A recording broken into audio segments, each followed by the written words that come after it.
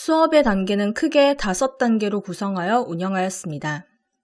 첫 번째 시간에는 송전탑에 대한 그 어떠한 물리적 지식도 배우지 않은 채로 고압 송전탑 건설에 대한 찬성과 반대의 의견을 밝힙니다. 물론 의사선택의 이유는 매우 부실합니다.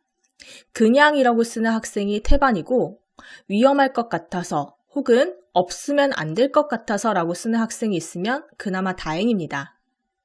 사실 이 단계에서는 이것도 꽤 괜찮은 반응입니다. 수업과 단계별 평가를 거친 후 작성한 최종 토론문과 비교하면 학습을 통해 일취월장한 자신의 모습을 볼 수 있을 것이기 때문입니다.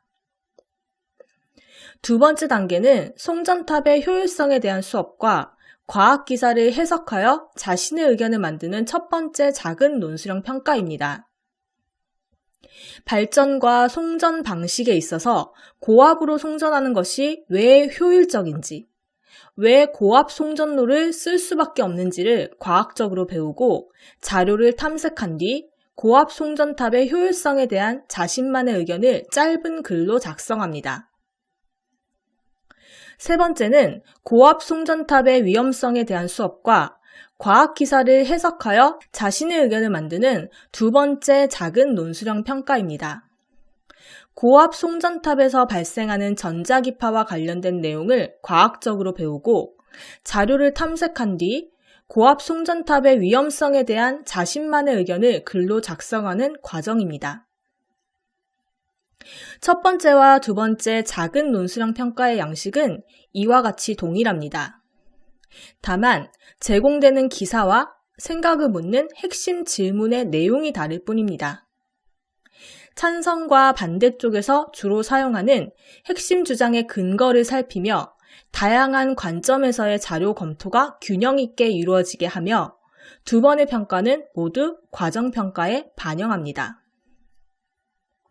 네 번째 단계는 서로의 의견을 교환하고 자신의 아이디어를 검증하기 위한 토론 및 입론서를 작성하는 활동이며 마지막으로 자신의 의견을 논리적으로 주장하고 과학적인 근거를 활용하며 최종 토론문을 작성합니다. 이렇게 모든 과정을 마치고 나면 평가 단계 곳곳에서 학생의 성장과 수업의 성공에 대한 근거를 발견하게 됩니다.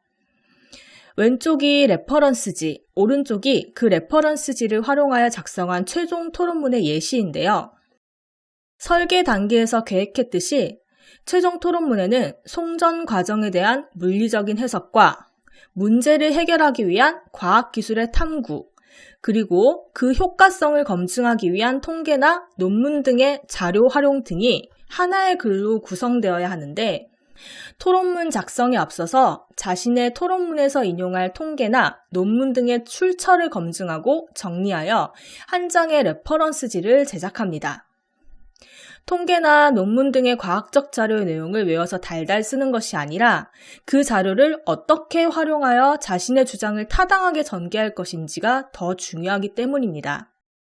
이렇게 미리 신중하게 작성된 레퍼런스지를 활용하여 토론문을 작성하게 하면 학생들은 근거 자료를 외우며 기계적으로 글을 작성하는 것이 아니라 자료를 활용하여 진짜 자신의 글을 쓸 기회를 얻게 되며 교사 역시 훨씬 정제된 양질의 글을 읽으며 학생들이 어떤 생각을 하는지에 집중하여 평가할 수 있습니다.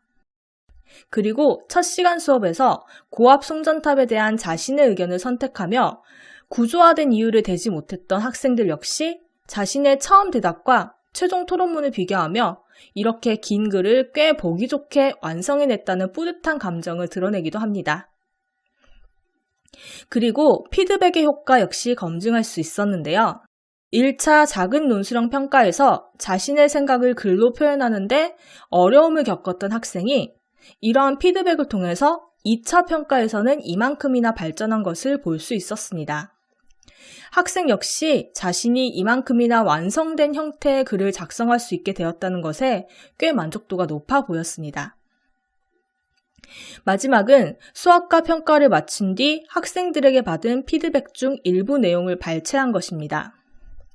스스로 성장한다는 느낌을 받을 수 있었던 학생, 수업과 평가의 어떠한 단계에서 즐거움을 느낄 수 있었던 학생, 그리고 사회 문제에 대한 주관을 세우는 것이 중요하다고 수업과 평가의 의미를 제대로 알아봐준 학생, 어렵지만 뭔가를 배우고 있다고 느끼게 된 학생 등 이렇게 교사의 초반의 의도와 맞아떨어지는 피드백을 받아보면 이 수업이 아이들에게 어떠한 의미로도 도움이 되었구나 하는 생각이 듭니다.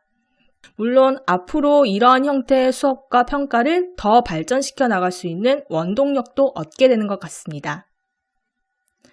지금까지 재미있는 논술형 평가를 구성하기 위해 수업과 평가를 연결하는 사례를 소개해 드렸는데요.